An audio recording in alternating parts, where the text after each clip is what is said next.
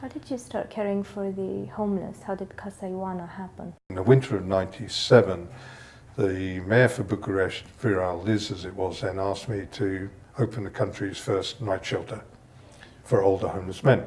What to do? I mean, okay, fine, we would do it, but what was a night shelter? I mean, we were talking in the days where internet was still in its infancy. I mean, we couldn't just Google it and find out what a night shelter was. I mean, we had no idea what to do.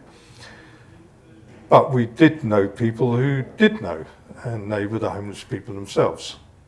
So we actually sat with them, picked them up in Gare du Nord and various parks, and then we started meeting more regularly, 2 or 3 times a week in a small park, and we used to bring coffee along and cigarettes, and we used to talk about what a night shelter was.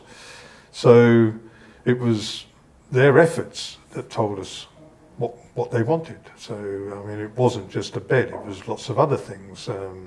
They made the rules, and the first 2 rules they mentioned was no smoking and no drinking. All they wanted was a safe place to sleep. Then we were given this space in Bucharesti Noi, a former fruit and vegetable shop. They moved in with me, we cleaned the whole place up, repainted it, found some beds and started work, and that was it. The first night shelter was born. We had a 90-year-old former professor of a university and his wife. I mean, and they ended up being homeless. I mean, they came to us with 2 carrier bags with just all their belongings. That was it. They were evicted from their apartments. We had a whole raft of different types of professions. We had a nurse, we had a former retired airline pilot.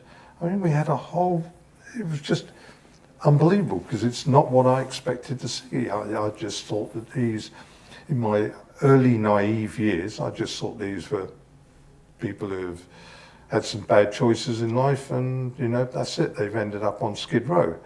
It never actually occurred to me that there were 1,001 ways to become homeless.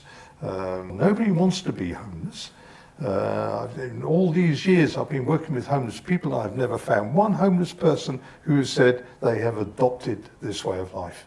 But I've met many thousands who find themselves on the street and after a while become hopeless. I mean, they don't see a future, they have no choices, there's no opportunities, and they adapt to living on the street. And it's very different to adopting a way of life. So the answer to homelessness is really to give people opportunities and give them the opportunities and choices to move on, and people will do it.